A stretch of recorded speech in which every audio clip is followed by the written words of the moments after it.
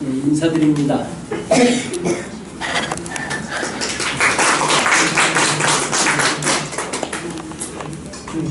아마 강의가 시원찮을 것 같아서 이렇게 참 그 공감을 일으키는 이제 좋은 음악들을 들려줘서 너무 감사합니다.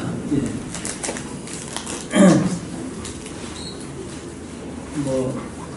특별 강사다 그러니까 참 어색한데요. 그것보다는 우리가 어쩌면 만나본 일은 없지만 그러나 이런 계기를 통해서 서로 좋은 우리가 우정을 가질 수 있는 친구들의 모임이다 이렇게 생각하시고, 또 제가 생각하는 것을 이렇게 말씀드리는 것이 이렇게 전체적인 공감력을 얻을 수 있다고 기대는 하지 못합니다. 그렇지만 아마 저런 생각을 하는 사람도 있구나, 그렇게 여러분이 생각하고 행여라도 조금이라도 여러분에게 참고가 됐으면 이제 그런 기대를 한번 해봅니다. 아무래도 이제 우리가 인사를 해야 되니까 자세한 제가 제 자신에 대한 소개는 못하지만 그래도 강의를 들을 때 저 사람이 어떤 사람이다 하는 걸 이제 아시는 게 좋을 것 같아서 이제 조금 전에 이제 소개한 대로 저는 이제 그 전주의 신흥학교라고는 신흥학교가 1900년에 생겨진 학교입니다. 그래서 금년이 이제 그래도 이제 그러니까 18년 된 그런 학교입니다. 근데 그 학교에 이제 동직을 이제 19년 했어요. 그러다가 제가 이제 뜻한 바가 있어가지고 학교를 그만두고 여수의 애양원이라고 있어요. 애양병원. 이제 크리스찬들은 많이 합니다만 그러지 않은 분들은 잘 모르는지 몰라요.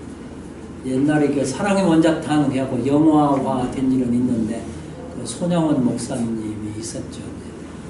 그런데 이제 그 병원에 가서 한 13년간 나 환자들과 지체장애자를 돕는 일을 했어요. 그러니까 그 병원에 이제 그러니까 의료국하고 행정국하고 있는데 제가 행정국을 맡아서 행정관으로 있으면서 13년 있다가 중국에 우리나라 보건복지부에서 사단법인을 저희들이 만들어가지고 중국 정부하고 우리 한국하고 서로 아마 1990년대니까 그야말로 그 개방 초기입니다. 근데 어떻게 됐든지 1990년대 후반부터 교섭이 돼가지고 세계 유일한 우리 조선족 대학 연변대학이라고 있어요. 이게 이제 우리 조선족 민족대학입니다. 근데 이제 그 대학하고 저희들 대륙복지회라는 사단법인 대륙복지회하고 이렇게 합작을 하는 걸로 하고 이제 정부 대 정부 이렇게 관련해가지고 저희들이 이제 합작병원을 세우게 됐어요.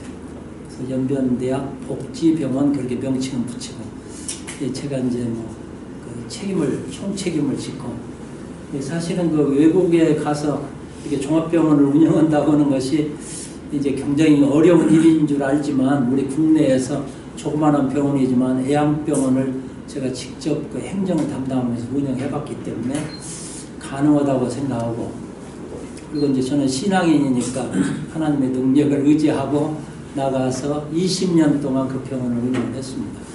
근데 다행히 그 병원이 적자 나가지고 도중에 문제가 생긴 건 없고 마지막 그 비도 한 푼 없이 병원이 잘 성장을 해가지고 연변대학에다가 완전히 인계해주고 청산을 하고 돌아오게 됐습니다. 그리고 한 가지는 이제 그 병원이 저희들이 심혈관 중심병원이 돼가지고 연변 지역에서는 물론이고 중국 안에서도 초창기에 심장 수술하는 병원이다. 그래가지고 소문이 나서 중국 안에 21개 성 중에서 18개 성의 환자가 저희 병원에 내원하는 그런 조금 그 소문난 병원이기는 했습니다. 그래 이제 저희들이 거기서 한 것은 거의 물론 그 중국의 기준에 맞는 수가에 따라서 돈을 받기는 합니다만은 그러나 심장병 수술 같은 것은 상당히 거액이 들기 때문에 저희들이 거의 80~90% 치료비를 지원해 가면서 그러면서 심장 환자를 수술하다 보니까 한 750 케이스 정도 심장 수술을 했습니다. 그리고 이제 심장 수술이라는 건 이제 풍부 역과적인 문제인데 하다가 보니까 딱 부딪히는 것이 심장 내과 관상동맥으로 인해서 그러니까 심장으로 올라가는 관상동맥이 이렇게 약해져 막힌단 말입니다. 그것을 역시 확장시켜주는 그런 시술, 내과적인 시술이죠. 그게 필요하다 그래서 한 심장 수술을 하고 난 다음에 한 5년쯤 있다가 그것도 시작을 해가지고 제가 나올 때까지 한 500케이스 정도 그렇게 해서 심혈관 중심병원으로 좀 소문난 병원을 운영하다가 한국에 돌아온 것이 2014년에 제가 한국에 돌아와서 한 20년간 해외에 있다 보니까요. 이 한국에 오니까 새로운 문화적인 걸 해야 되는 과제가 아직도 지금 어리둥절해요. 특별히 관공서 같은 데 가면 많이 체제도 바뀌어지고 그래가지고 어떻게 말하면 꼭 이국 땅에 오는 것 같은 그런 이제 입장입니다. 살고 있기는 양평군 용문면 화전이라고 하는 시골에 살고 있습니다. 여기서는 거의 전철로는 한 3시간쯤 그렇게 걸립니다. 근데 오늘 이제 여러분 뵙기 위해서 아침에 좀 일찍 일어나가지고 준비하고 여기까지 와서 여러분을 만나게 돼서 너무너무 반갑습니다.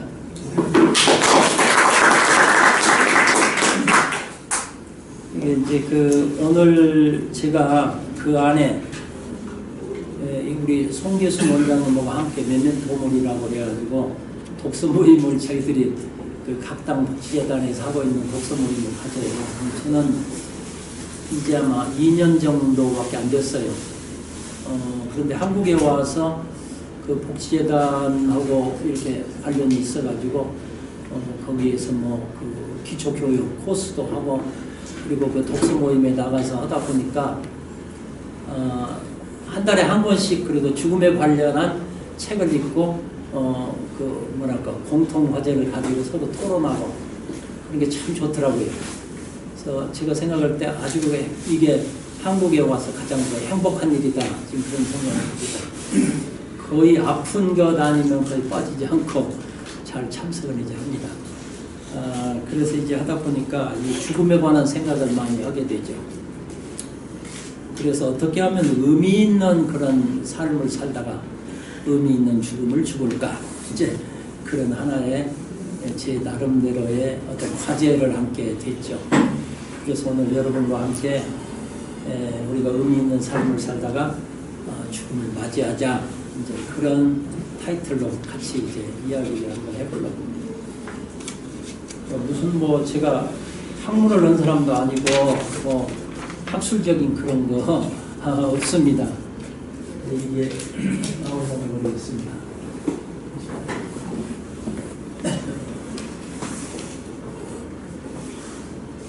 여기 보니까 강의하는데 어떤 이렇게 타이틀이 있더라고요. 제가 교육계에 좀 오래 있어가지고 아주 교환 작성하는 그런 타이틀로 아주 책이 이렇게 잘 되어 있더라고요. 그래서 이제 거기에 따라서 그냥 이야기를 하려고 합니다. 교육 부분에서 이제 우리가 흔히 질문할 수 있는 것이죠. 이제 여러분이 한번 자문자답을 해보세요. 나는 누구이냐? 나는 도대체 누구이냐? 그런 자문자답을 우리가 함께 한번 생각해 보자고요. 두 번째는 이제 나는 도대체 어디서 온 것이냐?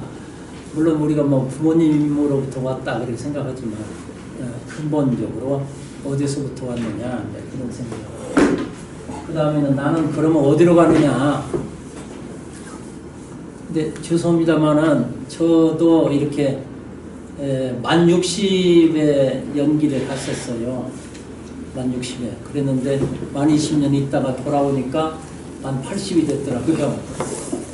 이제 여기 와서 이제 4년째 있다 보니까 84세인데 한국 나이가 85세가 됐어요. 그러니까 이제 죽음에 대한 생각을 아무래도 많이 하게 되죠. 하나님 나라에 갈 날이 가깝다 해가지고. 그래서 나는 어디로 가는가 하는 것은 아마 여러분들은 이제 그런 생각 하겠지만 상당히 그 내면에서 좀 이렇게 직접적인 그런 실감 있는 생각을 많이 하게 돼요. 제가 연길에 있을 때 우리 둘째 아들이 이제 호주로 이민을 이제 가는 바람에 쌍둥이를 낳아서 우리가 길렀어요. 집에서 저희 집사람하고 저하고. 그래서 만 6살까지 기르고 그 다음에 호주에 가서 이제 학교 입학을 이제 시킨 일이 있어요.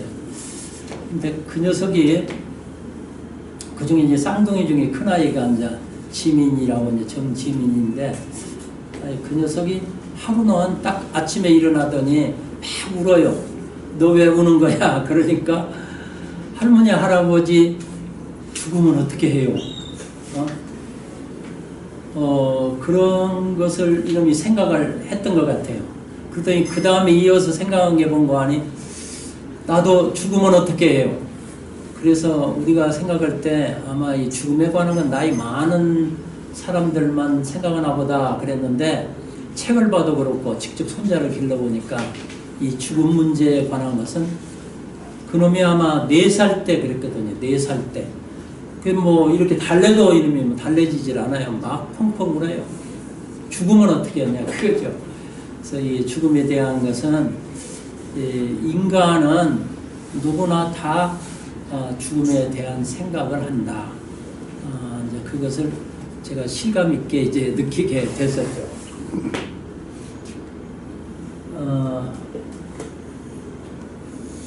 그러면 이제 내가 누군지 하는 것을 그냥 우리가 그 뭐랄까 여기 이제 칠판이 없어 제가 여기 있구나 칠판이 있으니까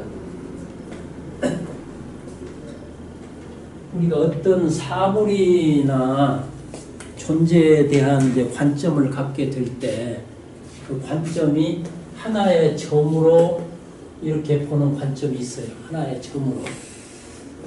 그런데 그렇게 되면 크게 부분적인 것밖에, 미세한 부분적인 것밖에 모른단 말입니다. 그런데 이 점을, 관점을 2개를 가져가지고 두 개 관점을 이렇게 연결하게 되면 이 선의 관점으로 우리들이 이제 선의 관점으로 조금은 시야가 넓혀진다 그거죠. 내가 누구냐 하는데 아마 하나의 점으로 생각하게 되면 아주 그 좁은 그런 관점으로 나를 보기 때문에 크게 단편적으로 보여지지만 그러나 2가지 이상의 관점을 가지고 나를 보게 되면 조금은 더 조금은 더 선명하게 그렇게 된다. 만약에 최소한도 3가지 관점으로 연결해서 본다.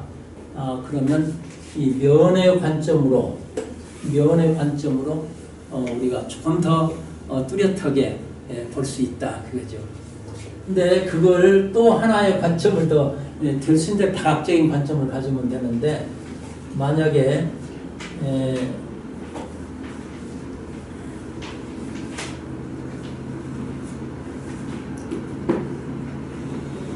이 삼각뿔 입체적인 관점으로 만약에 우리가 본다면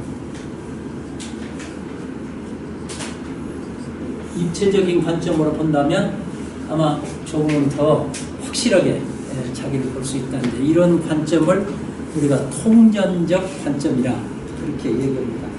그러니까 우리가 어떤 사건이든지 어떤 사물이든지 존재를 볼 때 너무 단편적으로 속단을 하면 그것이 그 부분적인 것을 건드리는 것밖에 안 된다 그거죠.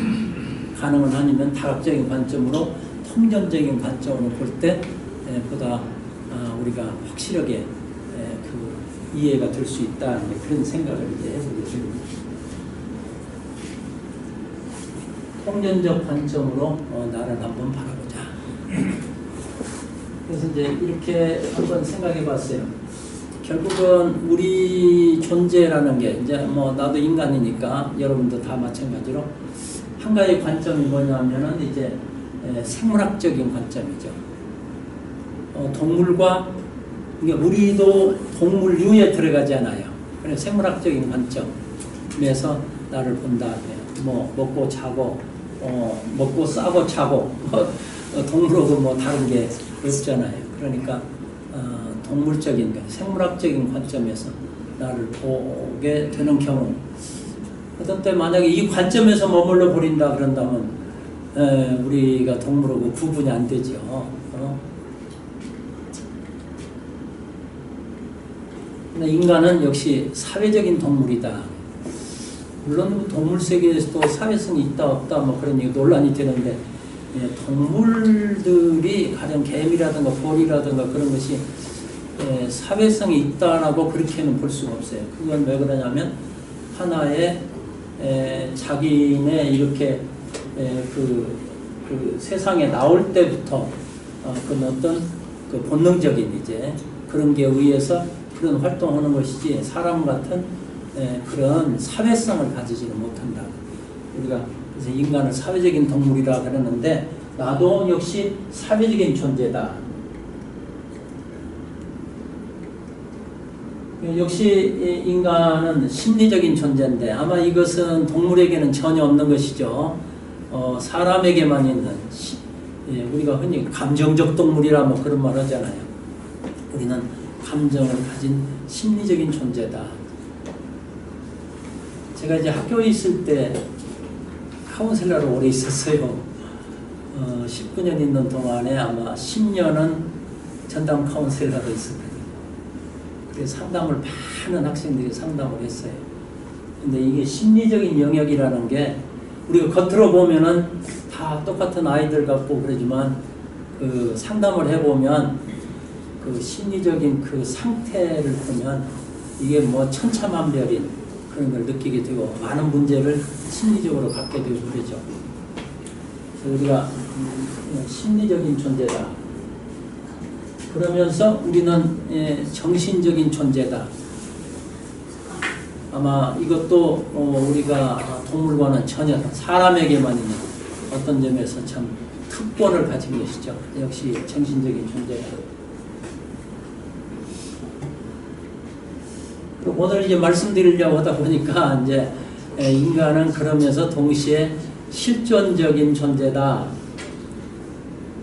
그 실존이라고 하는 게 이제 실존주의 철학이 이제 생기게 되면서 실존이라는 말이 나오기는 했는데, 제가 이제 그 닥터 프랭클이라는 분이, 그러니까 1970년대 제가 서울대학교 학생지도 연구소에서 그 이제 상담 과정을 이렇게 하게 될 때 처음으로 닥터 프랭클이 쓴 죽음의 수용소라는 책이 나왔어요.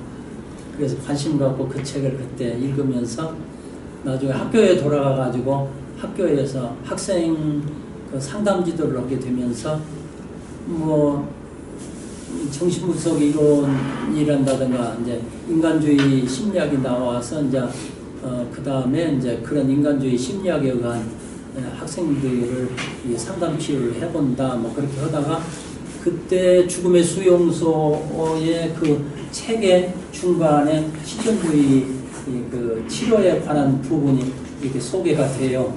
그래서 그걸 중심으로 학생들을 지도하니까 그 뭐 제가 사례까지 발표할 시간은 없습니다만 하여튼 탁월한 효과를 봐서, 그래서 한번 우리 한국의 그 상담 학회에다가 조그마한 제가 소논문을 한번 썼었어요. 그랬더니 모두 관심들을 많이 갖더라고요. 어쨌든 인간은 실존적인 존재다.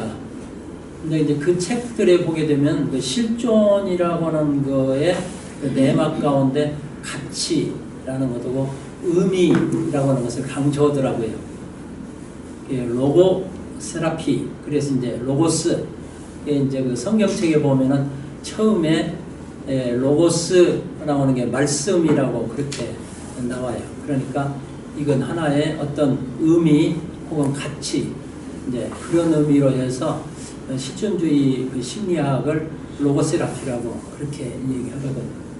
그래서 인간이 역시 실존적인 존재다. 그 다음에 저는 이제 이렇게 그 신앙을 갖고 쭉 살아왔기 때문에 인간이 영적인 존재라고 하는 것은 아주 뭐랄까요, 아주 공감이 되고, 제가 그 중국에 가서 이 공산권에서는 뭐 기독교는 완전히 이 사람들은 그 적이죠. 이게 이제 심하게 말하면 제가 거기에 가서 그렇게 큰 병원을 이제 하고 그런데도 항상 의문의 눈초리로 보는 게 뭔가니 이놈이 특무 아니냐. 근데 이제 그 사람들이 제일 두려워하는 특무가 정치 특무, 그 다음에 종교 특무. 그게 이제 그 종교 특무. 왜 그러냐면 공산주의를 무너뜨릴 수 있는 건 정치적인 힘보다도 이 기독교라고는 이 종교가 그 체제를 무너뜨릴 수 있다. 그래서 뭐 직접적으로 나한테 대놓고도 너 종교 특무 아니냐 뭐 그런 얘기 묻기도 하고 그래요. 그런데도 제가 거기서 주례를 많이 들어 맡았었거든요. 그럴 때에 제가 이런 영적인 문제에 대해서 인간의 영적인 존재다. 특별히 거기서 이제 어떤 그 조선족 학교 같은데 특강을 할 때 많이 있었습니다만은 제가 강조하는 것은 그 중국에서 정말 말하자면 유교 사상에서 나온 대로 우리가 어릴 때 우리 한국에서도 중국의 유교적인 영향을 많이 받았으니까 인간이 어떤 존재냐 하는데 만물지영장이라 그런 얘기 들었죠. 만물 가운데 인간이 영적인 존재라는 것이죠. 이게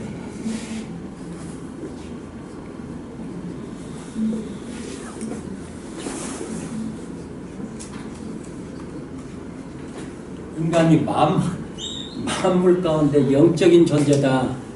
그러니까 우리 동양에서도 이 인간이 보통 존재가 아니고 영적인 존재라고 하는 것은 다 인정하고 있는 것이죠. 그런 얘기인데 뭐 누가 항변할 수가 없어요. 아 그렇다. 이 동양에서 인간은 만물지 영장이라 그랬으니 역시 여기서 영장하게 될 때는 이 장이라는 게 어른이란 말이거든요. 길단 말이 아니거든요. 그러니까 만물 가운데 아주 어른인 영적 존재라는 것이죠. 그래서 이제 여기 그 생각한 것이 인간은 영적 존재다. 그러면 나는 어떤 존재냐? 이런 다각적인 통전적 관점으로 보게 될 때 우리가 생물학적인 존재이지만 동시에 우리는 사회적, 심리적, 정신적, 실존적, 영적 존재다. 이제 이것을 자기 자신이 알고 깨닫고 있어야 되지 않냐. 근데 우리는 그렇게 깊이 자기에 대한 관점을 이렇게 그 분석해 보려고 생각하지 않기 때문에 단순하게 그냥 나는 하나의 일반적인 사람이다. 이제 그렇게 하는 수준에서 우리가 더 이상 그 생각을 안 하는 경우가 있죠.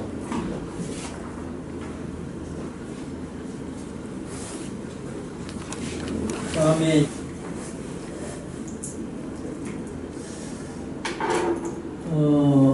내가 어디서부터 왔느냐, 이 소종래 어디서부터 왔느냐, 이제 그런 문제에 대해 생각할 때 진화론적인 관점과 창조론적인 관점으로 나눠서 생각할 수 있다라고 제가 생각해봤습니다.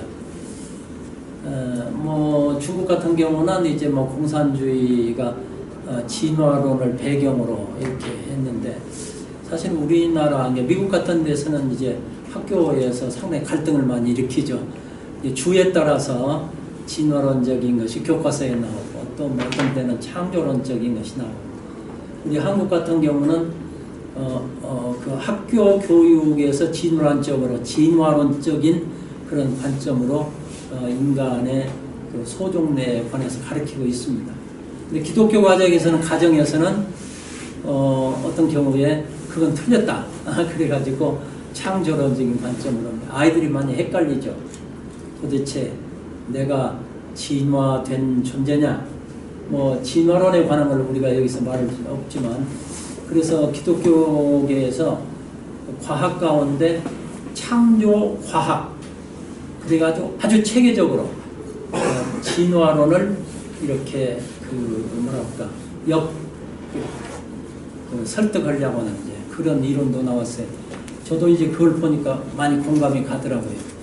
아마 그렇게 이 두 이론은 많이 대립되고 있는데 그 창조 과학에서 제가 이 내용을 보니까 또 저도 이제 학교에 교직에 있으면서 많이 그 이제 과학을 가르치는 선생님들과 대화도 나눠보고 하면 이 진화론에 허점이 있단 말입니다. 진화론에 허점이 있어요. 어떻게 말하면 합리화하기 위해서 중간을 이렇게 가상적으로 메꾼 그건 뭐 사실이거든요. 그래서 이제 그런 이제 어려운 점이 있지만 우리가 나라는 존재를 진화론적인 관점에서 나를 볼 거냐 아니면 창조론적인 관점에서 볼 거냐 이걸 우리가 생각해 봐야 된다.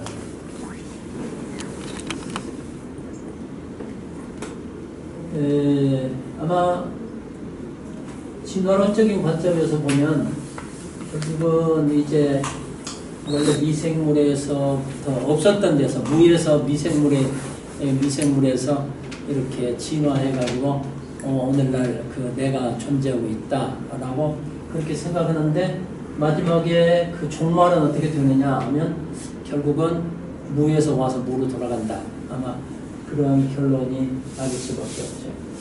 그래서 인간이라는 것은 이제 되게 그 유한성을 세 가지로 보는데 언제든지 나는 성공할 수도 있지만 패배할 수 있다. 사실 그게 인간의 한계죠. 패배할 수 있죠. 그래 이제 우리가 생각해 보면 그 인간이 불완전하잖아요. 불완전해. 이제 여러분도 아이들을 낳아서 다 키워보시고 그렇게 했지만 저도 애들을 5이나 키웠거든요. 이게 보면 아마 그 동물보다도 인간이 더 연약하게 태어나고 성장한다 그런 걸 느끼죠. 제가 소도 키우고 염소도 키워보면 그놈들은 낳자마자 바로 그 조금 이렇게 물기만 말르면 막 벌떡 일어나가지고 이게 짜박짜박 걸어다니거든요. 근데 아이들 같은 경우 이렇게 키워보면 적어도 1년 이상 걸리잖아요. 그것도 단계적으로 뭐 처음엔 엎어지는 거 하다가 뭐 이렇게 조금씩 키다가 그러다가 이제 그 이렇게 뭐 억지로 이게 일어 세우면 조금 이제 일어서는 거 하다가 그다음에 걷는 거 하다 보면 1년 걸려버려요.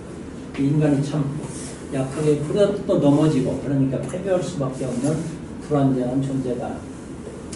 인간은 역시 고통 가운데 산다. 여러분이 지금까지 살면서 많은 고통을 겪고 고난을 겪고 여러분도 살았을 것입니다만은 저도 마찬가지로 어려운 시련과 고난을 겪으면서 이 나이까지 이제 살았습니다.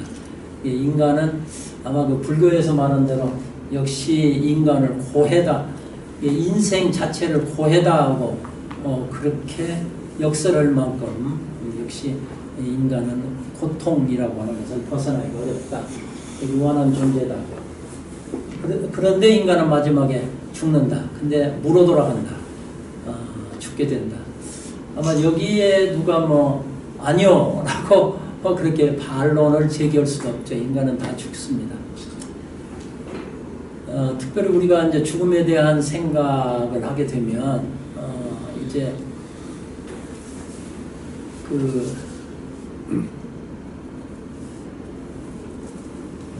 어렸을 때는 뭐 그냥 죽는다는 것 같은 거 미처 생각하지 못하면서 그렇게 살아온 것 같은데 나이가 들면서 이제 저 같은 경우는 이제 뭐 제2차 대전 또 한국전쟁 뭐 이런 전쟁 속에서 이렇게 자라서 전쟁 속에서 성장했거든요. 많은 또 죽음을 봤어요. 저희가 살던 지역은 그 빨치산들이 이게 늘 출몰하는 지역이었어요. 그러니까 밤에는 이제 그 밑에 나이 어린 동생들이 없고 한 30리길까지 도망갔다가 낮이면 이제 와가지고 부모님 따라서 농사짓고 그러면 뭐 그거 한꺼번에 몇백 명씩 이렇게 빨치산에 와서 총격을 해가지고 죽고 마을이 불타고 뭐 냇물이 완전히 핏물이 되고 뭐 그런 현장 속에서 이제 이렇게 컸습니다. 그러니까 인간이 죽는다라고 하는 거 거기에 대한 것은 뭐 아주 너무 많은 죽음을 본 것이죠. 그러니까 그런 일이 인간은 언제 죽는다 그런 생각은 떠날 수가 없죠. 그래서 이제 나는 실존적 존재로서 삶과 죽음 앞에서 아주 의미, 여기서 이제 사명, 그 책임이라고 하는 것을 우리가 그냥 역사적인 관점에서도 그렇고 또 신앙인 같으면 하나님 앞에서 그렇고 하나의 사명이다 하는 것을 우리가 실현하는 존재다. 그래서 메슬로의 욕구 계제에 관한 것을 이렇게 기본으로 해서 한번 생각해 보려고 심리학자인데요. 인간은 역시 생리적인 욕구를 가지고 있는 존재다. 이거 뭐 부인할 수 없죠. 근데 이거 다 단계적으로 제가 설명을 나오는 건 아니고요. 인간에게 안전 욕구가 있고, 그러니까 우리가 직장 생활을 하더라도 그 직장이 뭐 안전하다는 것은 어떤 뭐 건강에 관한 그런 안전도 안전이지만 그보다 오랫동안 그 직장에서 맘 놓고 직장 생활 할 수 있느냐 하는 그런 안전에 관한 욕구, 그 소속과 애정 욕구, 그 다음에 자기 존중의 욕구,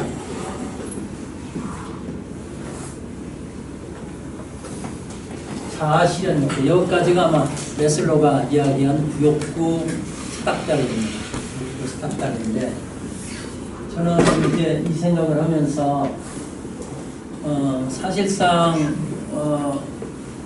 이 닥터 프랭클이 이게 실존주의 심리학을 이렇게 내오기까지 배경이 된 것 가운데 가장 이렇게 그 뭐랄까요, 바탕이 돼 있는 것이 뭔가 하니 프로이드 심리학입니다. 그래서 쾌락의 의지를 가지고 여기 보면 생리적인 욕구를 바탕으로 해서 그분이 정신 분석을 하는 것이 쾌락의 의지예요. 큰 거.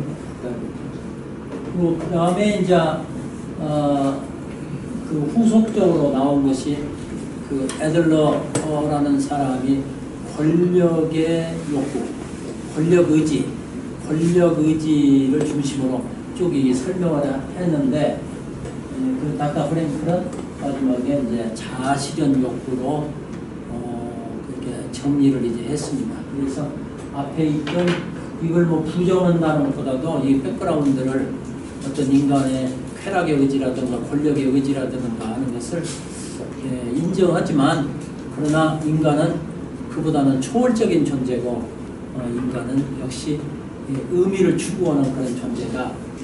그래서 자아 실현의 욕구 우에 이제 여기 자아 실현이라는 것은 따져보면 어떤 그 쾌락의 욕구란다든가 아니면 어떤 권력의 욕구, 권력의 의지라든가 하는 것을 마지막에 실현하는 단계를 자아 실현이라. 제가 이제 학교에 있을 때 보면 우리 한국의 교육 목표가 자아 실현인, 그게 교육 목표였습니다. 자아를 실현하는 인재를 길러내자. 그런 게 이제 대한민국 교육 목표였어요. 그런데 이제 엄격히 따져보면 자아 실현이라는 게 뭘 실현하느냐, 그 자아라는 존재를 뭘로 보느냐 하는데, 이 닥터 프랭클이 보게 될 때는 이 자아 실현이라는 것이 아마 쾌락의 의지와 권력의 의지를 실현하는 정도의 수준 2단 그 이상 벗어나지 못한다. 그래서 이제 닥터 프랭클이 생각하게 되는 것은 역시 의미 실현의 욕구, 의미의 의지, 실존적인 의지, 의미의 의지를 실현하는 단계로 올라가야 된다. 저는 거기에 공감을 한다고 했죠. 메슬로가 이야기한 여기까지 5단계가 아니라 인간에게는 역시 한 단계 더 의미 실현의 욕구 단계까지는 올라가야 된다. 그런 얘기예요. 제가 이제 하나의 신앙인으로 생각할 때는 믿음의 의지라는 것이 인간에게는 있다. 영적인 존재가 돼가지고요. 이걸 우리가 이제 저는 성화의 욕구라고 그래요. 제가 앞에 그 애양원에서 근무했다고 그랬죠. 애양병원에. 그 애양병원의 사랑의 원자탄이라고 불려지는 손양원 목사님이 계십니다. 손양원 목사님에 대해서 아마 혹시 모르는 사람을 위해서 제가 이제 간단하게 얘기하면, 손양원 목사님이 사랑의 원자탄이라는 칭호를 받게 된 것이 그 여순 반란 사건 때 자기 두 아들을, 이게 순천고등학교 아들이 다니고 있었거든요. 그런데 그 이제 조금 그 공산주의 사상을 가진 아이들이 평상시에 좀 그 상당히 시기하고 미워하고, 그리고 또 그 사진을 보고 보면 아주 잘생겼어요. 손양원 목사님보다 더 잘생겼어요. 정양순 그 사모님이 키도 크고 아주 잘생겼거든요. 그래 아이들이 잘생겼는데, 그 아이들을 평상시 좀 눈꼴시게, 좀 말하자면 좀 안 입곱게 그래 봤는데, 딱 이게 세상이 혼란하게 되니까 저는 죽여버리자 그러고 갔다가 총살을 시켰어요. 근데 손양원 목사님이 그때 당시에 이제 그 아이를 죽인 원수란 말입니다. 또 사상이 다르잖아요. 얘들은 기독교인이고 앞으로 고등학교를 마치고 미국으로 유학을 해서 훌륭한 영적인 지도자로 삼으려고 했는데 두 아이를 한꺼번에 잃었단 말이죠. 근데 이제 그때 당시에 이제 경찰들이라든가 이제 군인들이 생각할 때는 그놈들 다 처형해야 된다. 그런데 이 손양원 목사님이 나서서 아니다. 얘를 처형하면 안 된다. 얘는 우리 잃은 두 아들도 너무 참 내가 안타깝고 서러운데 이 아이까지 죽이면 안 된다. 이 아이를 내가 아들로 삼겠다. 그래서 그 아들 둘을 죽인 원수를 아들로 삼았단 말입니다. 근데 이제 그 정양순 그 사모님은 뭐 너무 그건 이해는 가는데 같이는 못 산다. 집에 더럽고지는 말아라. 아들로 인정하는 것까지는 좋다. 그래서 사실은 손양원 목사님 살아계신 동안에는 집에 못 들어왔어요. 사모님이 반대해서. 나중에 이제 그 손양원 목사님 돌아가시고 부산으로 고향으로 이제 사모님이 갈 때 아들 데리고 갔었죠. 그게 참 쉬운 일입니까? 생각해보면. 그래서 이제 그 나병원인 애양병원에 갈 때 우리 고향 전주에서는 사람들이, 저를 아는 사람들이나 다른 사람들이 저 사람은 아마 손양원 목사 같은 성자 같아 뭐 이제 그런 얘기들 했는데, 나 환자하고 산다는 것이 굉장한 혐오감을 가지고 있는 존재잖아요. 뭐 얼굴도 삐뚤어지고 손도 다 이렇게 막 이 마디마디 다 같이 해서 이렇게 돼 있고, 어떤 사람은 다리 자라나고 얼굴 삐뚤어지고, 나 환자 보면 그냥 이렇게 그 혐오감이 생기잖아요. 그런데 나 환자들하고 같이 산다. 손양원 목사님이 나 환자 목표를 이제 하셨거든요. 이제 그렇게 했을 뿐만 아니라 일제시대 이제 그 감옥에 신사참배 거절하다가 감옥에 가서 마지막에 아주 그 옥고를 이제 많이 치르시고, 이제 6.25 때 이제 인민군한테 잡혀서 이제 사실은 이제 순교를 하셨죠. 어떻게 생각해보면 일반적인 생각으로는 이해가 안 가요. 도대체 저분이 뭐 때문에 그런 어려운, 그 원래 부산에서 고려신학계통에 인정받는 젊은 지도자였어요. 근데 왜 애양원에 와가지고 나 환자를 섬긴다고 고집을 하고, 마지막 일제시대 신사참배 거부에서 가서 내맞고 옥고를 치르고, 또 끝까지 신앙 고집을 하다가 결국은 순교당하고 자식들을 죽인 원수들한테 마지막에 죽음을 당하고 그러냐고. 우리가 생각해보면 그분이 어떤 욕구를 가졌느냐 하면 성화되는 욕구. 즉 말하자면 어떻게 하면 나는 하나님처럼 살 수 있을까?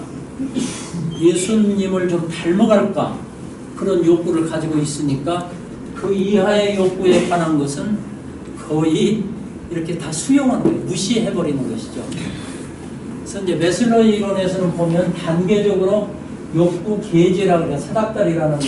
여기가 이루어져야 그 다음에 욕구가 생각이 나요. 그 다음에 욕구가 실현돼야 또 그 다음 욕구. 이런 식으로 된다라고 했어요. 근데 저는 처음부터 공부할 때 그러지 않더라고요. 제가 살아보니까 상위의 욕구가 만족되면요, 그 다음 하위의 욕구는 그냥 수용이 되더라고요.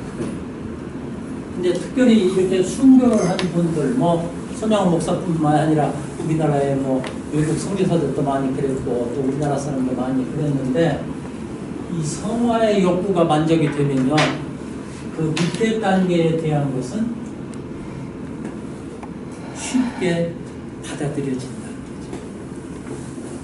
그래서 이제 어떠한 여기서 제가 말하는 최소한도 우리가 어떤 그 사회적인 역사 속에서 혹은 하나님 앞에서 사명을 가지고 산다라고 할 때는 그 다음에 요 밑에 관한 것은 그렇게 중요한 문제가 아니더라고요. 저 같은 경우에 무슨 학교에서 뭐 그 출세길도 아닙니다만 무슨 뭐 교감 교장 된다.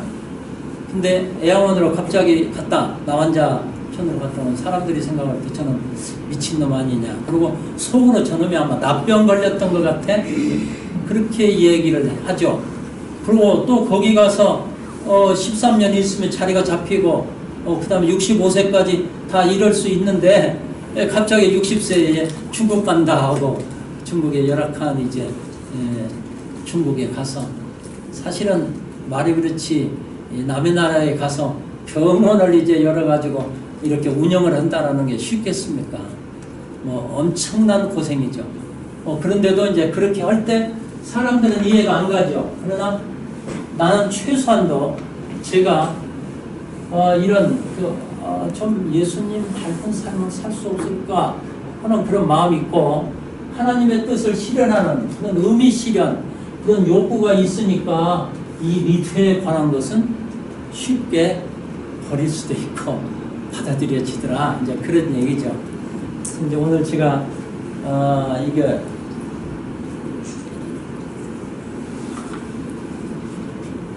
제 경험을 배경으로 이제 그런 설명을 한번 해본 것이고요.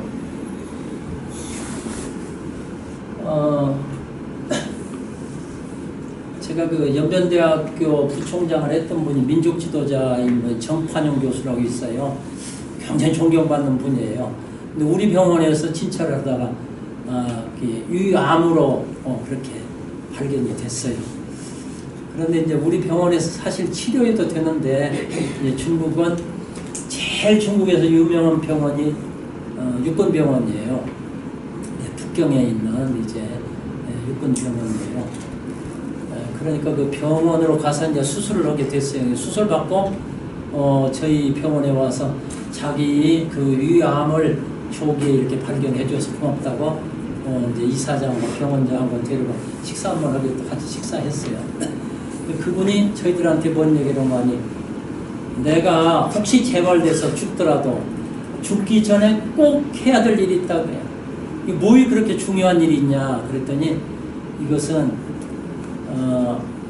그 상당히 신분이 높은 북경의 아가씨를 자기가 맞이해가지고 이 시골 동북 쪽에 이 시골까지 데리고 와서 같이 지금까지 생애를 살았던 우리 아내, 이 아내에 대해서 내가 고맙다는 이 글을 쓰기 전에는 나는 죽을 수가 없다, 그런 얘기를 하더라고요. 나중에 결국은 그 글 쓰시고 돌아가시기는 했어요. 그래서 그때 제가 이 얘기한 게 이 꿰테 이 얘기를 했어요. 꿰테가 작품을 많이 썼고 세계적으로 다 인정받는 그런 작가인데, 그분이 거의 말년 가까이 가가지고 자기의 그 지난날 작품들을 이렇게 돌아보니까 이건 습작이야. 하나의 장난에 불과해. 참된 이제 어떤 그 아이디어가 떠올랐는데 그때 이 작품은 써야 되겠다라고 생각한 최종적인 그의 희망이 파우스트라는 작품이에요. 근데 이 작품도 앞에 전반부는 좀 썼어요. 근데 건강 상태가 너무 안 좋아요. 의사가 딱 결론을 내리기는 당신은 모든 일을 중단하고 안정을 해야 된다. 그러면 이제 얼마 못 산다. 그래서 사형 선고를 받았어요. 받았는데 자기가 생각할 때 이 파우스트를 완성하지 않고 죽는다면 나는 세상을 헛살은 것이다. 근데 거기에 의미를 부여하고 그리고 파우스트를 쓰기 시작했어요. 밤잠을 자지 않아요. 쭉 써서 탈고 완성을 하기까지 얼마 걸리면 7년 걸렸어요. 7년. 7년 생명이 연장된 거예요.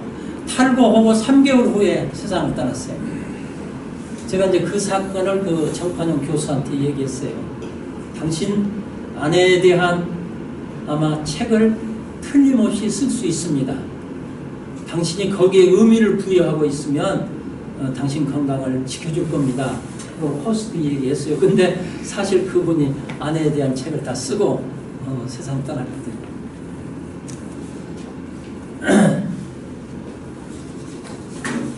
여기 의미라는 게 뭐 발견된다, 자기가 찾는 것이죠.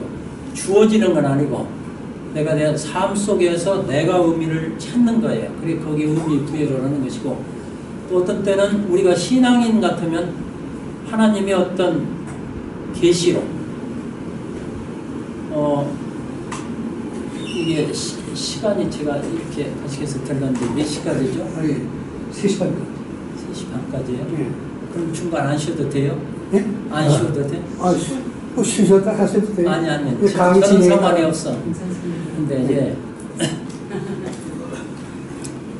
이제 이게 이렇게 이런 얘기를 하다 보면 뒤에 얘기를 못 하는지 모르는데 제가 왜 이 얘기를 하냐면, 저는 고등학교 2학년 때 이제 그 폐결핵이라고 편지를 전주 예수병원에서 받았어요. 근데 그때는 폐결핵 약이 안 나올 때예요. 병원에 뭐 한 톨 약도 없고 뭐 아무 치료 주사 한 대 주는 거 없어요. 무조건 집으로 쫓아보냈어요. 사형 선고 받은 것이죠. 학교 쉬고 강제 휴학 당했죠. 근데 이제 그때 당시에 제가 할 수 있는 거 뭐 보니까 다 모두 허무해요. 그래서 이제 죽으려고 했죠. 그래서 몇 번 이제 그 자살을 시도했어요. 근데 또 그렇게 죽어지는 거 아니더라고요. 그런데 이제 처음에 이제 학교에서 친구들하고 관계가 끊어졌죠. 마을에서 우리 집에 그 샘이 있는데 마을 사람이 점점 우리 집에 안 오더니 나중에 전혀 발을 다 끊어버렸어요. 그러니까 모든 인간관계가 다 끊어졌어요. 남은 것은 이제 엄마 아빠가 그래도 저를 간호한다고 하는데, 그 중에서도 엄마가 끊을 때마다 이제 밥을 가지고 와서 뭐 자꾸 이제 밥 먹으라 하고, 그래 남은 게 부모와의 관계만 남아요. 제 밑에 동생이 3 죽었는데 죽는 거 그때는 막 가슴이 그렇게 메어지게 울고 토로오시지만 한 2, 3년 지나가니까 다 잊어버리고 사시더라고요. 그러니까 부모가 나에 대해서 지금 현재 애정을 가지고 애타시지만 부모와의 관계도 머지않아 끊어진다. 근데 딱 나중에 생각해 보니 하나의 관계가 남아요. 하나님과 나와의 관계. 이 관계는 어떻게, 제가 생각할 때 지금의 관계가 아니라 영원히 그 끊어지지 않는 관계로 남을 건데, 하나님과 나의 관계를 어떻게 처리할 것이냐, 하나님한테 물어봐야 되겠다. 그래서 이제 산속에 거기 1200고치 운장산이라는 데 이제 그 계곡에 들어가서 40일 동안 계속 하나님 만나자고, 하나님 만납시다. 하나님 이제 부르짖으면 만나려고 했어요. 그랬는데 그때 당시 앞에 제가 말한 대로 그 6.25 토벌작전하면서 그 비참한 모습을 본, 뭐 머릿속에 상상도 소름이 끼칠 정도의 공산당 세계를 저한테 맡기는 거예요. 공산 세계에 가서 예수의 사랑을 전하라. 근데 이제 그때 제가 마음 가운데 이게 내 사명이구나. 그러니까 그 의미를 주시는데 공산권에 가서 사랑을 전하라. 예수 그리스도의 사랑을 전하라. 근데 그게 이제 제 생애 가운데 계속 집요하게, 공산권은 열리지도 않는데 참고 제가 딱 중국에 갈 때가 하나님하고 약속하고 만 40년째 갔어요. 그래, 하나님이 참 신실한 분이시구나. 근데 그게 가서 20년간 그들을 위해서 사랑을 베풀었거든요. 근데 저는 어떻게 생각해 보면 결국 그 하나님이 어떤 의미를 이렇게 계시해 주기도 하고 혹은 자기가 스스로 내면에서 발견하기도 하고 그렇게 하지만 그 의미를 붙들고 그 사명을 붙들고 노력하게 되면 생명도 건강도 연장된다. 이게 저희 집 사람이 저한테 어떤 때 수시로 하는 얘기가 뭔가 하니 그 자기가 이제 그때 약혼해놓고 이제 그 결혼을 허니 못하니 이제 그 결핵환자니까 그래 마을 사람들 다 흉보고 아 저는 참 불쌍하다고 어떻게 폐병쟁이하고 저렇게 약혼이 돼가지고 저 불쌍하다 그랬는데 지금 80 그 한국 나이로 85세까지 살잖아요. 동네 가서 그 언니들 그 자기를 흉보고 하던 사람들한테 우리 남편 지금까지 살았다고 중국 갔다 와서 좀 이렇게 하려고 그랬더니 다 죽어버렸더라고요. 그 얘기를 지금도 간혹 해요. 그래서 저는 생명 연장해 준 것도 아마 그 사명 감당하도록 의미 있는 삶을 살도록 그렇게 해주신 거 아니냐. 제가 생각할 때 몇 살까지 살 거냐 제 기대를 50세까지만 살면 좋겠다라고 희망하고 있었어요. 근데 50이 뭐예요? 지금 몇십 년 더 살았어요. 35년생. 예, 이제 그 한국 나이는 원래 34년입니다. 34년인데 호적이 1년 늦었어요. 자, 여기 이제 빅터 프랭클 상담 가운데 인간이 이제 고통을 겪는 존재다. 우리가 뭐 앞에 말한 대로 참 그때 폐병 치료도 안 되고 약도 없는 때에 폐병 진단을 받았을 때 그 고통이라는 거 이루말할 수 없어요. 아마 실제로 병고를 당한 사람 아니면 그거 모르죠. 그런데 이 고통에 관한 문제에 있어서 이 닥터 프랭클이 이제 상담한 사람 가운데 하나인데 그 어떤 같은 동료 의사 가운데 한 사람이 하루는 와가지고 그 아내가 먼저 죽어가지고 혼자 호래비로 살고 있는데 아내 죽은 것 때문에 자기가 정말 고통 때문에 살지 못하겠다. 그래가지고 와서 상담을 해요.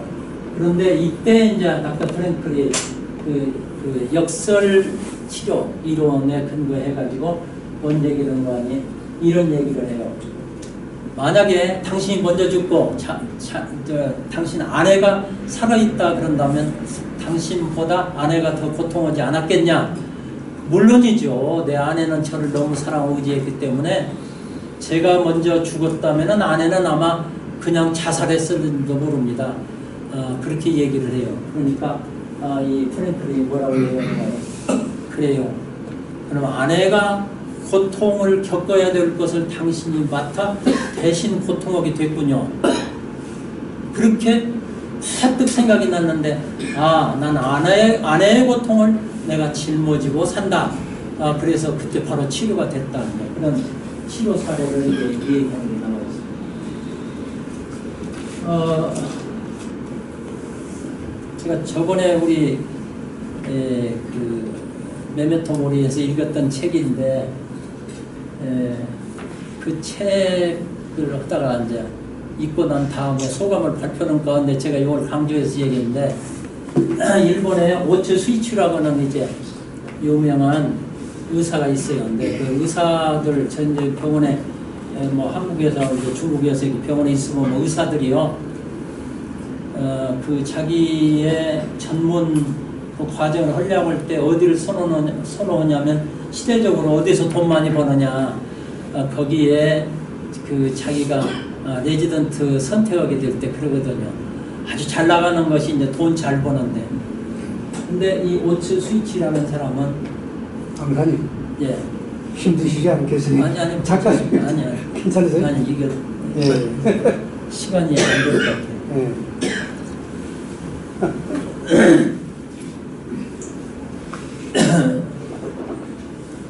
호스피스 이제 의사가 된 거예요. 완화 치료 의사. 우리 한국은 아직 완화 치료 의사라는 전문의가 없는 것 같은데 아마 일반인들 가운데 아마 그렇게 하는 것 같아요. 근데 일본은 그때 당시에 완화치료 그 전문의가 있었어요. 거기를 지원했어요. 왜 치료하는 가운데 많은 환자를 경험했죠. 호스피스에서. 근데 이제 그 중에 이 청년을 만나요. 20대 후반 청년을 만나요. 근데 이 청년이 갑자기 선생님 질문이 있습니다. 근데 이 젊은이들 생각할 때 좀 성의 있게 치료하는 그 스위치 감동이 됐어요. 그때 모든 사람들이 더 잘 나가는 뭐 성형외과니 그런 좋은 뭐 외과, 신경외과 그런 의사 지원해서 하지 왜 이렇게 죽어가는 사람들만 상대하는 완화치료를 할까 하니까 물어본 거예요. 왜 그러냐. 그렇게 하니까 그 오츠 스위치 의사가 나는 이 죽음의 그 터미널 이 케어들을 터미널을 어떻게 케어하느냐, 이게 터미널 코스를 어떻게 케어하느냐, 이게 죽어가는 많은 고통 가운데 있는 사람을 내가 도울 수 있으면 좋겠다 해서 나는 완화치료를 지원했다, 그렇게 얘기를 해요. 그러니까 이제 이 젊은이가 뭔 얘기를 하는 거 아니? 이 젊은이는 지금 뭐 머지않아 죽어요. 이제 얼마 안 남았어요. 그러니까 이 젊은이가 저도 꿈이 있습니다. 무슨 꿈이 있냐? 그러니까 저는 제 죽음을 통해서 많은 사람들에게 웃음을 주고 싶습니다. 저는 죽을 때 물론 죽기까지 저는 많은 사람을 만날 건데 만날 때마다 제가 웃음을 선사할 겁니다. 죽으면서 마지막 제가 웃음을 선사하고 죽겠습니다. 그런 얘기를 이제 했어요. 웃는 얼굴로 마지막 죽음을 맞이하고 싶다. 그리고 그 보통 사람이 마지막 죽으려고 할 때는 뭐 원망스러운 일도 많고 불평 불만도 많고 그러잖아요. 근데 이 청년이 이 얘기를 본 거 아니? 나는 앞으로 우리 부모님, 가족, 모든 친구들 만나는 사람에게 감사한 마음을 표현하겠습니다. 감사합니다. 고맙습니다. 그러면서 아주 웃음 띤 모습으로 그들을 대하고 싶습니다. 그렇게 돕고 싶습니다. 그리고 마지막 뭐라고 얘기하니 이 책에서는 이 사람은 크리스찬이라는 말은 없어요. 그 사람 믿지 않는 사람이라고 나와요. 그런데 어렸을 때는 아마 그런 신앙적인 경험이 좀 있는 사람이었다고 또 다른 책에 나와요. 그런데 이 사람이 저는 죽는 순간까지 기도를 하겠습니다. 뭘 위해서 기도하느냐? 내가 그들을 위해서 줄 수 있는 거, 도울 수 있는 거, 그건 저는 이제 연약한 가운데 있고 제가 할 수 있는 건 기도뿐입니다. 뭘 위해서 기도하느냐? 이 세상이 다 평화롭기를 위해서 기도하랍니다. 전쟁이 없기 위해서 기도하랍니다. 그리고 질병으로 고통을 겪고 시달리고 고통 가운데 있는 사람을 위해서 저는 마지막까지 기도하고 가랍니다. 그런 대화가 나와요. 그래서 제가 그걸 보면서 역시 그 똑같은 죽는 과정인데 그 죽는 과정에서 이 청년 혹은 그 스위치 같은 경우에 의미를 찾은 것이죠. 의미를 찾은 거예요. 그래서 그 의미를 찾았기 때문에 그의 죽음이 그렇게 헛된 죽음이 아니고 의미 있는 죽음이 됐다. 종결 이제 하려고 합니다. 첫 번째 생각하는 것이 나의 정체성을 잊지 말고 자존 인식을 확고히 갖자. 정체성을 잊지 말고 자존 인식을 확고히 갖자. 근데 이제 아직 조금 있네. 그러면 제가 이걸 여러분 다 많이 알고 있는 왕자와 거지 이야기는 다 알죠? 근데 아주 코믹하게 이게 만화식으로 된 게 있더라고요. 이 대목이 참 좋은 것 같다. 여러분이 이제 아는 대로 그 영국의 헨리 8세가 아들 에드워드 아들이 있었어요. 뭐 이 아들이 얼마나 사랑스럽고 귀여웠어요. 근데 이 에드워드가 그 왕궁에 늘 갇혀 있는 것 같고 세상 구경하고 싶어가지고 늘 고민하고 어떻게 하면 빠져나갈까 하는데 늘 자기를 지키니까 이 왕자 옷을 입고는 못 나와요. 근데 어느 날 보니까 이 톰이라고 하는 거지가 그 자기 아버지한테 쫓겨가지고 거기에 모든 그 지키는 군인들을 이제 그 사람들을 이제 빠져서 개구멍으로 해갖고 딱 들어와서 얼굴이 거의 비슷하고 나이가 10살 전후 똑같아요. 그래서 여기 에드워드하고 톰하고 이제 만나게 돼요. 재밌게 노는데 세상 얘기를 하는 거예요. 그러지 않아 내가 가고 싶었다. 나가려면 나는 이제 방법이 없으니 내 옷을 빌려달라. 옷을 바꿔 입어요. 그래서 톰은 왕자 옷을 입고 그 다음에 에드워드는 거지 옷을 입고 그렇게 하고 거지가 이제 왔다가 몰래 이렇게 나가는데 뭐 시비가 없어요. 이렇게 나가서 이제 세상 구경을 하고 이제 거기 사는데 그 내용이에요. 그 내용인데 한번 우리가 봅시다.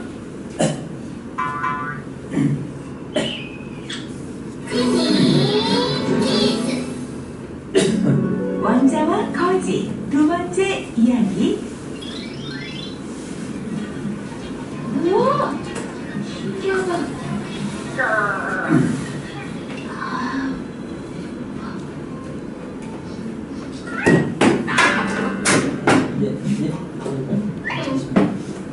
뭐하는 짓이야?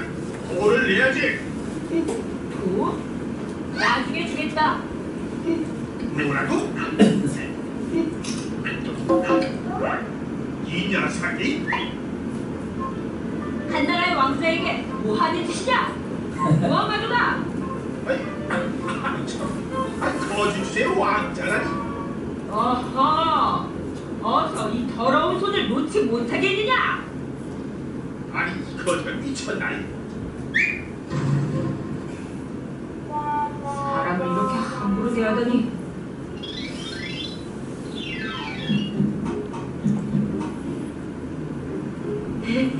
왕자가 됐으니 예쁜 여자들의 만난 음식에.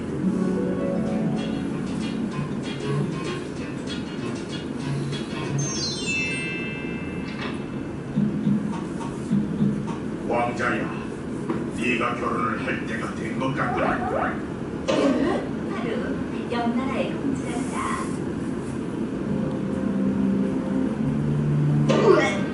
완전 못생겼잖아. 힘들어. 벌써 몇 달째야. 아무도 내 말을 믿지도 않고. 저게 가주한 머리 도망을 못 가고. 바베큐 큰 거 하나. 저렇게 되지 말라고 채소 반찬을 주셨구나. 저렇게 힘들게 사는 사람들이 많은데. 나 무서운 일인가.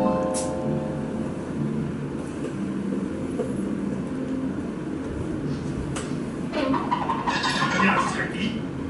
오늘 밤도 없는 줄 알아? 백성들은 이렇게 힘들게 살았구나.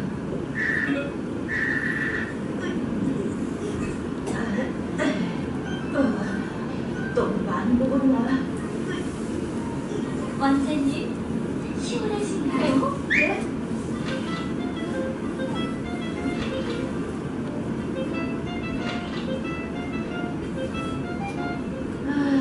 어딜 가나 쫓아다니니 피곤해. 왕실 수업이 있으시니 어서 나오세요. 또 게다가 쉬지 않고 공부. 다시 돌아가고 싶다. 왕실 행렬이 뭐라고? 오늘 장사는 다 틀렸네. 왕실 행렬이라고? 그때가 아니면 영영 돌아갈 수 없어. 저 녀석이?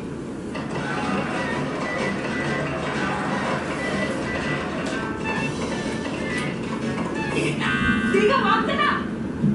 이게 무슨 소란이야? 자, 잡았다.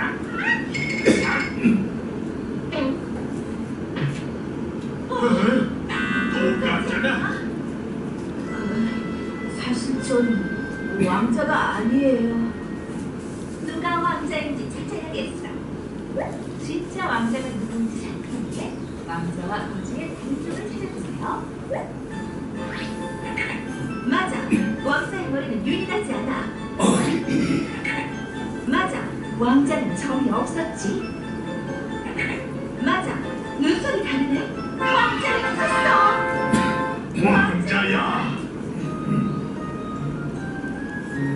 이놈, 그 아이를 놓아주세요.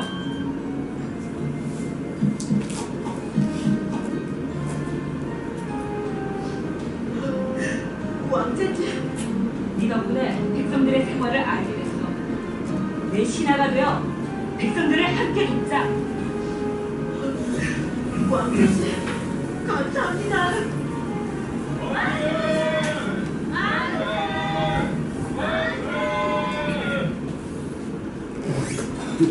여자가 비록 거지 옷을 입고 사람들이 인정하지 않고 거지라고 추구하지만 나는 왕자다라고는 어떤 그 주체, 의식, 자기 정체성에 관한 것을 확고히 가지고 있었다, 그런 얘기죠. 그런데 사실은 이 왕자 같은 경우에 세상 구경 간다고 가서 그렇게 고생은 많이 했지만 세상의 물정을 알았단 말이죠. 근데 이 헨리 8세는 너무 호롭게 살았고 전쟁만 일으키고 국민들에게 얼마나 많은 중과세를 해서 세금 부담 많이 주고 원망이 아주 많이 받던 왕이었어요. 근데 그 아들 에드워드가 왕이 된 다음에 민정을, 선정을 이제 베풀고 그랬다고. 이제 만약에 그런 경험이 없었다면 그런 걸 할 수가 없었죠.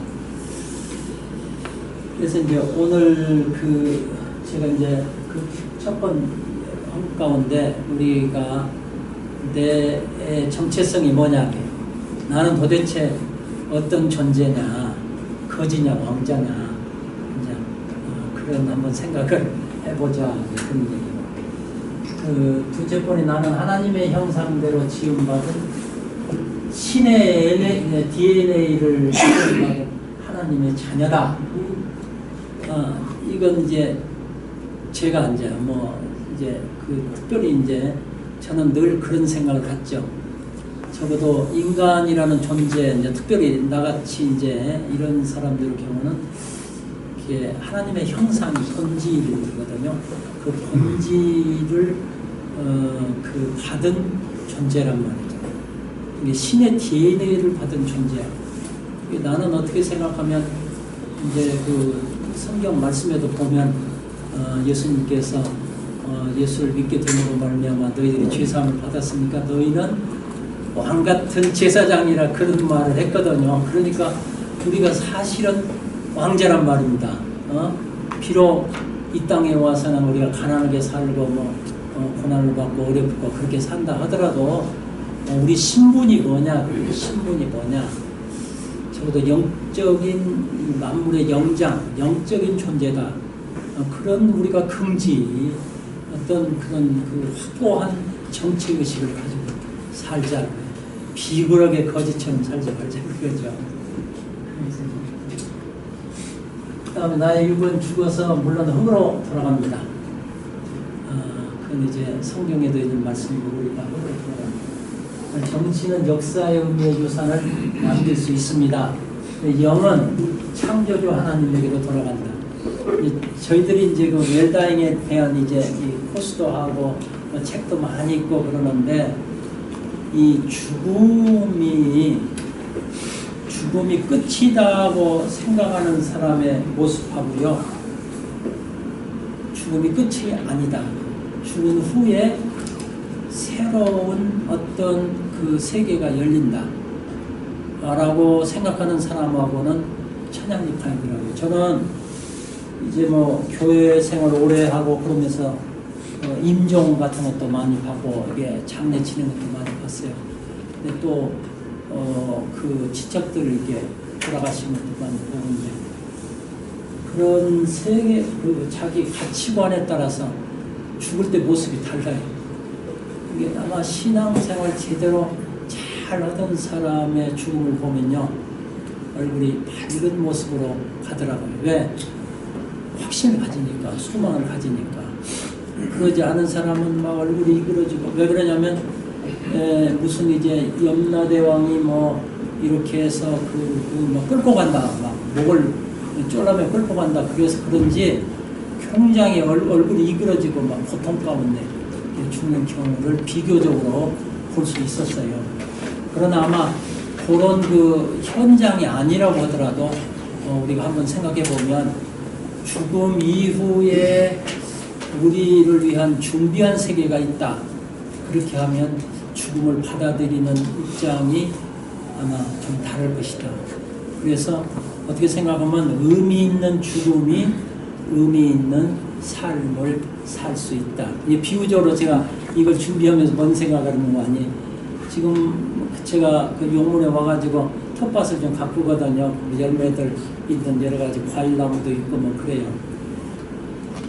근데 사과나무가 1년 농사를 지어서 이제 마지막 이제 겨울로 이제 들어가게 되는데 사과나무가 만약에 열매를 맺지 않는다면 그 사과나무가 무슨 의미가 있겠냐. 예, 그 무화과나무 이제 그 비유가 나오면서도 얘기입니다만은 만약에 열매를 맺지 않게 되면 그건 찍어버려야 된다. 그러니까 의미가 없다는 얘기죠. 이게 적어도 의미의 열매를 맺지 않는 나의 죽음이라고 하는 것은 그건 헛살한 것이다. 삶이 의미가 없는 것이다. 그런 얘기입니다. 그래서 어쩌면 우리가 그런 의미 있는 열매를 맺는 그런 죽음을 맞이하자. 이제 마지막 실제로 있었던 이제 그 미국의 아이오 주립대학에서 그 교수가 연구를 이렇게 했는데 그 이제 청소년들이 자살이면 우리나라도 마찬가지로 많이 하는데 우리나라는 지금 여러분이 아는 것처럼 자살률이 이렇게 연령대별로 높아진 것이 갑자기 노인 연령, 그 60대 후반의 노인들 자살률이 훨씬 올라갔어요. 옛날에는 청소년 자살률이 높았는데 우리나라 자살률은 OECD 국가 한국이 1위잖아요. 자살 많은데 그 아이오 주립대학에서 연구한 대로 60명 그러니까 나는 자살하겠다고 시도했던 놈만 60명을 가지고 다 통계를 내봤더니 85%가 세상 살 의미가 없다. 의미 상실해가지고 자살하려고 했다는 게 85%였다고 그런 얘기가 나와 있어요.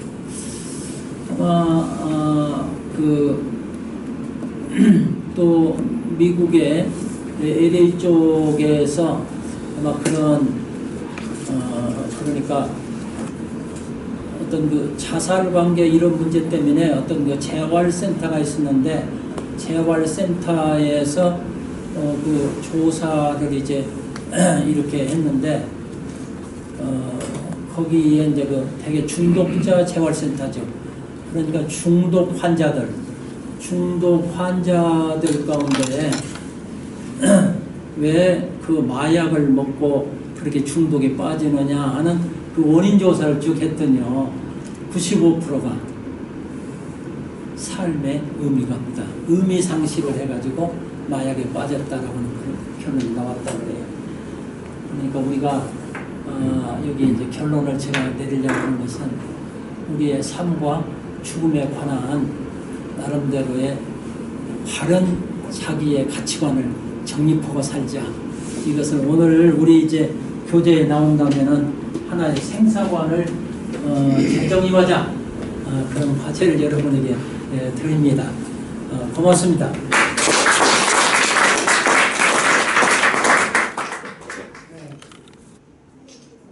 한번 더. 다시.